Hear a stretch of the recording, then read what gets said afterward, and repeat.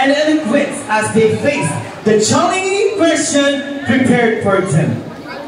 May we call on candidate number 1. Girls.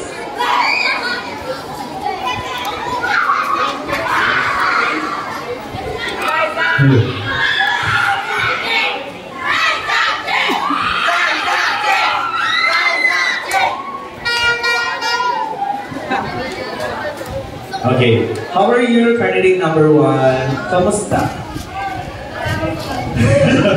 Siguro naman lahat tayo kabado dito. Okay, reminder lang po sa mga students and parents, please quiet para po maintindihan natin ng maayos ang answer ng ating candidate. For your question, how does your given sport can influence the sports world? Again, how does your given sport can influence the sports world? Go. My given sport can influence the sports world by expressing excellence, sportsmanship, teamwork, and adaptability. And that will be all. Thank you. Okay, thank you. Candidate number 1. Candidate number 1, boy. Punta na po tayo sa gitna. Habunan! Kamusta, Mayor? Parang pumadali lang. Sana nga, sana. Kaya mo yan, kaya mo yan. Okay. This is short question. How does being sport affect your character? Again, how does being sport affect your character? Go. Minsan po natulungan po ako kasi napaglaro po ako sa labas. Masaya na rin po ako kasi first time ko lang po na hindi po may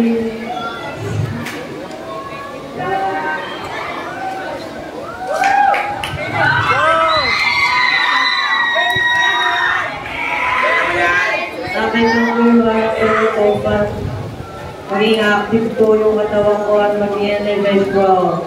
And I thank you! Okay, candidate number 1. And now, let's proceed to candidate number 2. Ishi, Delphine.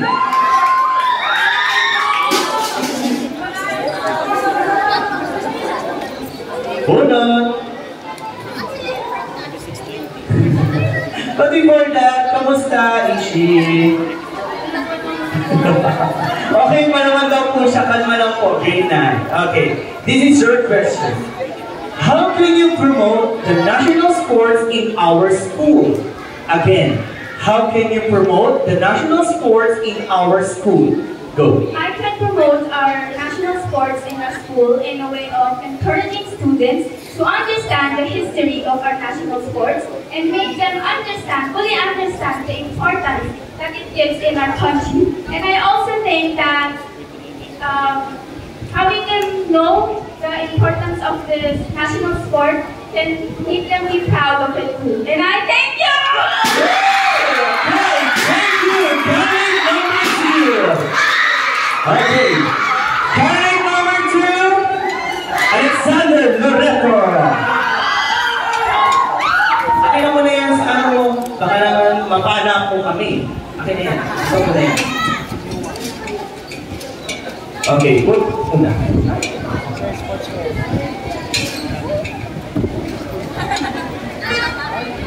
Okay, kinuha mo ha? Okay. Candidate number 2, this is your question.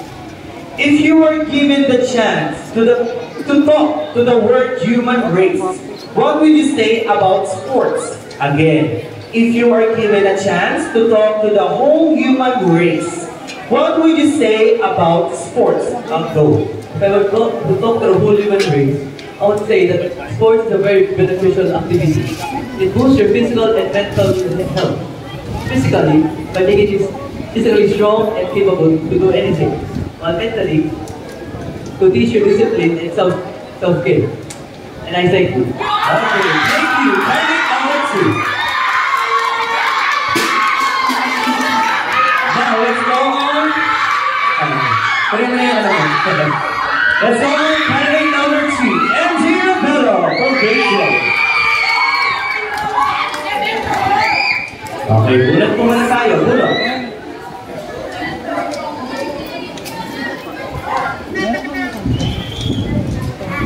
Here's short question. What do you think is the best trait you can develop in practicing sports and why? What do you think is the best trait you can develop in practicing sports and why? Go. The best trait sports culture. That's the value that we can always, show to every sports that we can show to every intramurals, especially in this month. Especially in this month, the month of athletics love, we can show the sportsmanship that we always value and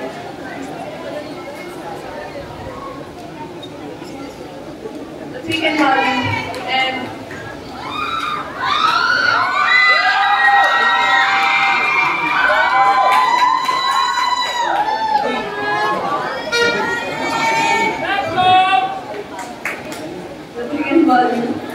especially to every player of every game.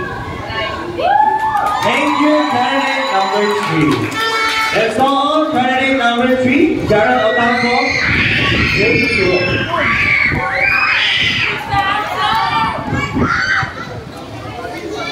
Mr. Aksam, sabi po dun sa bide. Bulot. Okay, here's your question. As a new Mr. and Miss Intramurals, how can you promote a sports in our school? As a new Mr. and Miss Intramurals, how can you promote a sports in our school? Go. Yes, sir. Bilang bagong Mr. Intramurals, para sa akin, nag-promote kayo pagiging hardworking sa pagiging masipag namin. Pagiging masipag ko sa team. Pagpapakita ko ng confidence na sumali at yung hard work na pumunta ako sa buong makapag-trend, makapag-provide ng gagawin ito for this event. Thank you, candidate number 3. Let's go on, candidate number 4, Matea Lagunilla.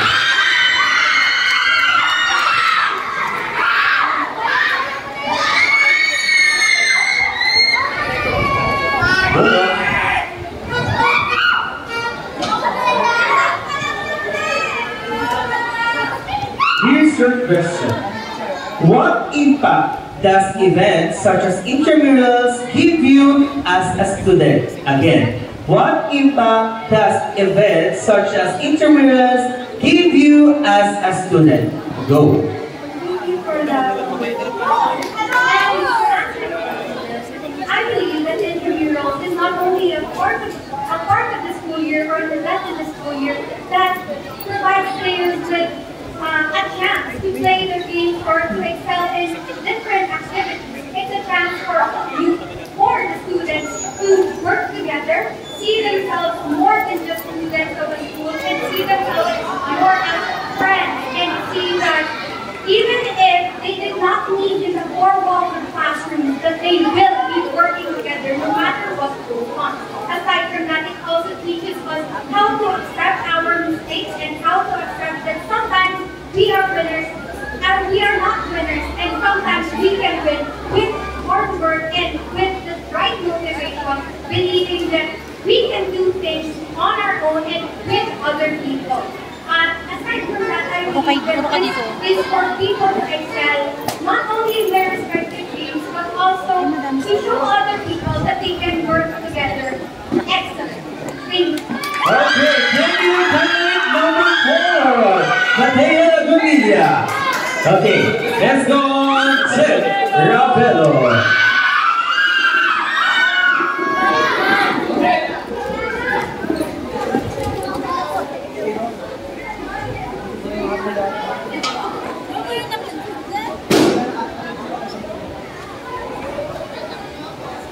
Okay, your question is, if you were given a chance to replace our national sport, what would you choose and why? Again, if you're given a chance to replace our national sport, what do you choose? Why do you choose it? Go. For me, the national sports that I would choose is billiard since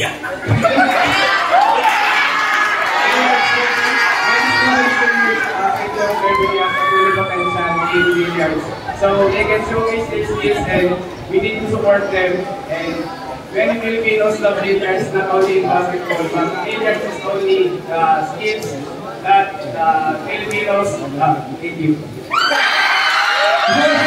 Thank you, candidate number 4. Let's go on, candidate number 5. Sophia.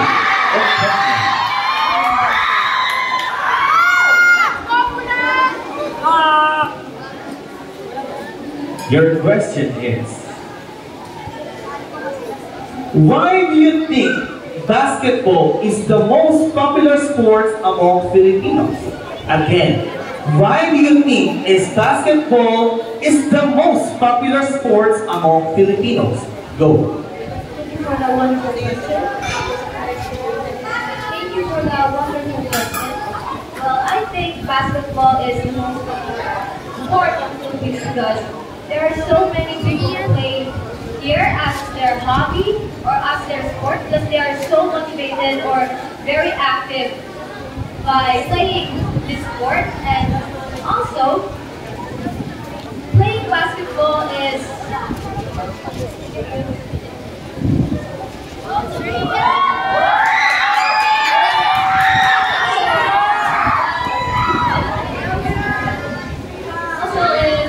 basketball, there are very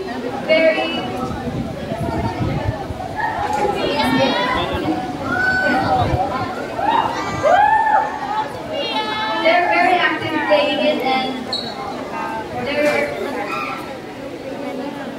they are full of other players. I mean, other players has potential playing basketball as I said earlier as their hobby. So that's what I think. Thank you, candidate number 5. Let's go on, candidate number Ryan Royce Castillo.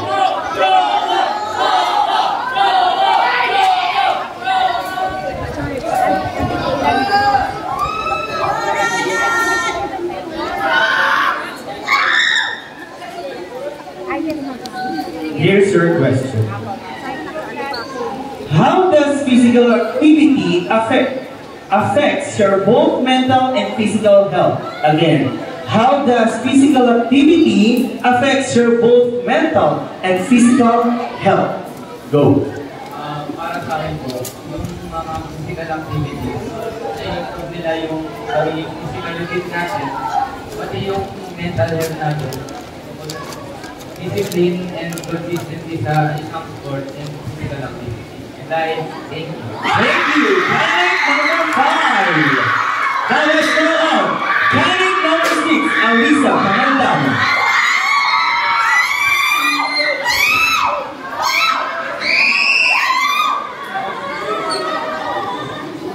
Here's your question.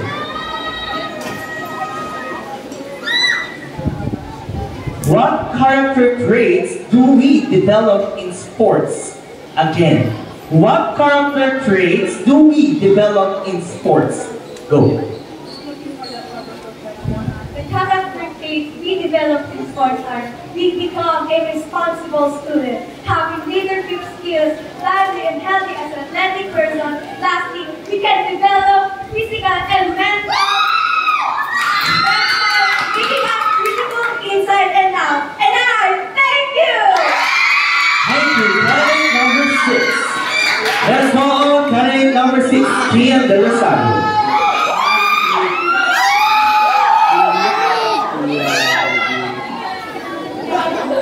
Hey. Wala. Wala pa, kaya. Tawa na. Okay. If you were a sports, what it would be and how you'd be applied to your daily life to influence others. Again, if you were a sport, what it would be and how would you apply it to your daily life to influence others. Go.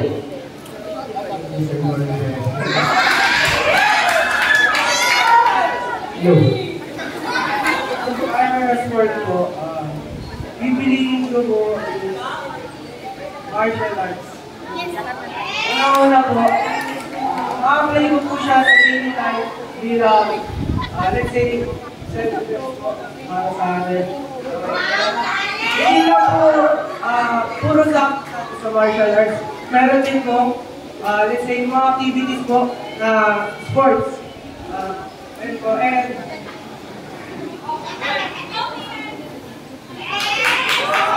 hindi lang po sa ilalim din lang po puro sports, kundi natutunan rin po tayo ng disiplina sa martial arts.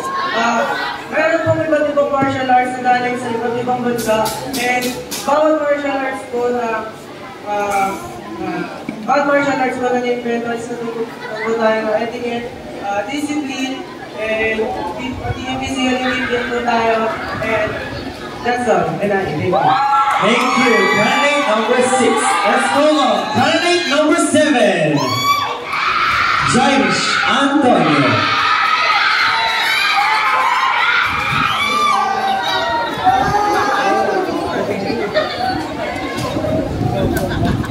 Barbie, very needed. Yay. Ganda. Okay. Here's your question. What is sportsmanship for you? Again, what is sportsmanship for you?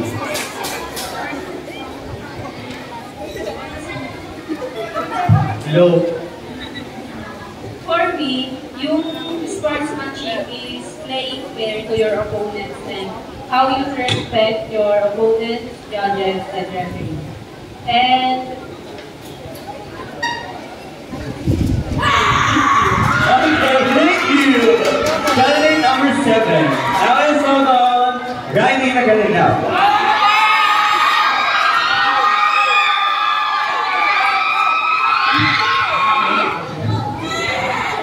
Okay.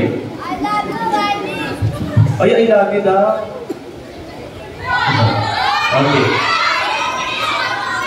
Do you think that intramurals is relevant in education? Why or why not? And do you think that intramurals is relevant in education? Why or why not? I think it's relevant into education because it helps our sportsmanship and leadership. It enhances our respect to each other and determination. And I thank you. Thank you. Candidate number 7. Let's go on. Candidate number 8. Akisha Irving.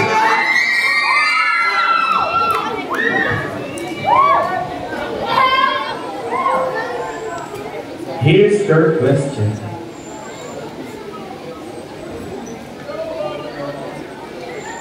What sports would you suggest to be our palarong pambansa or national game? What sport would you suggest to be our palarong pambansa or national game?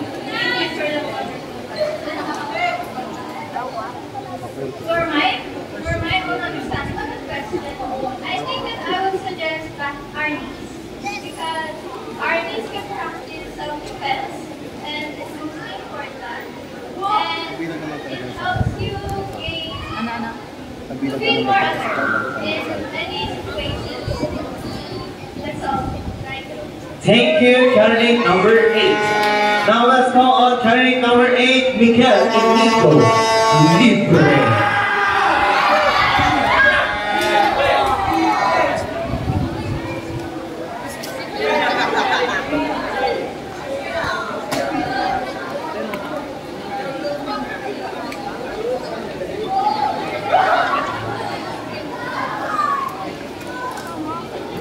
can you define the saying, be a proud winner and be a good loser? Again, how can you define the saying, be a proud winner and be a good loser? Go. Thank you for that wonderful. Thank you for that wonderful question. I would say, how can you be proud of winner and good loser is, manalo ka man, kailangan mo pa rin sa tuwing yung kalaban. Kung matalo ka man, mabawi ka na ng next time. And I thank you. Thank you. Grabe naman yun. Let's go on to candidate number 9. Sophie Del Mundo.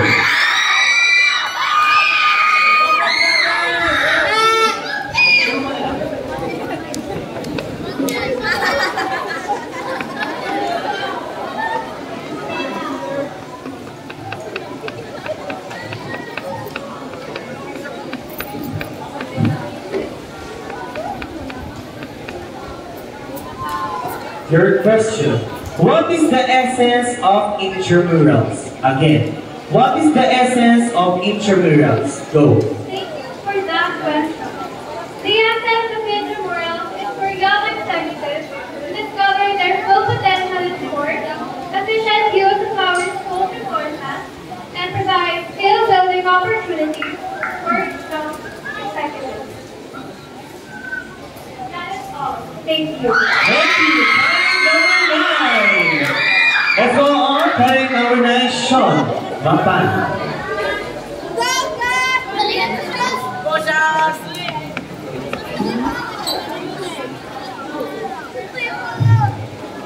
Okay. Here's your question. How would you convince the audience and the board of judges that you deserve the title of Mr. Intramurals? Again, how will you convince the audience and the board of judges that you deserve the title as Mr. Intramurals? Go.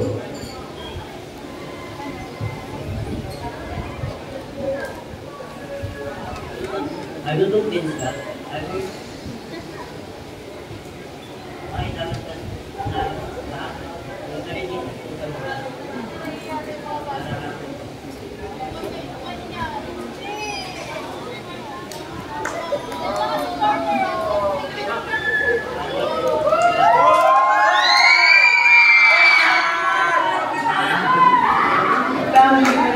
board of judges yung sagot mo. Lapit mo na lang. Sige, ulit.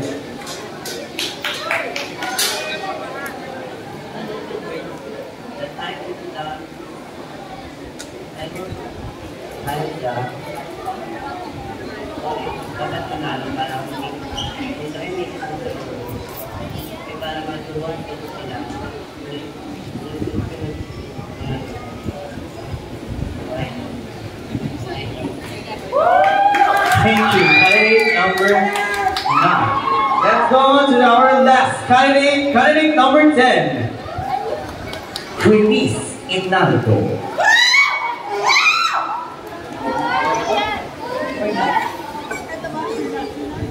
Binunod mo na yan. Here's your question. What motivates you to enjoy sporting activities? Again. What motivates you to enjoy sporting activities? Go. Thank you for that wonderful question. I believe that the number one motivates me is my family. But of course, God.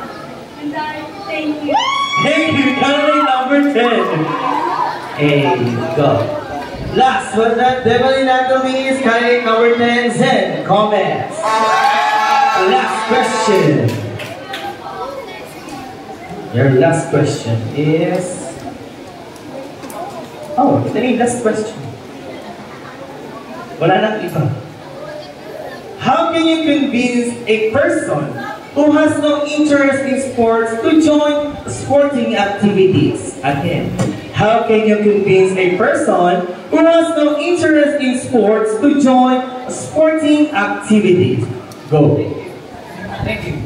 Sir, thank you for the educational question, sir, I think that how would I prevent the person by showing him the positive sides of joining sports, such as boost health benefits, boost health benefits, healthy your body, and a positive mindset. Okay, thank you. Candidate number 10.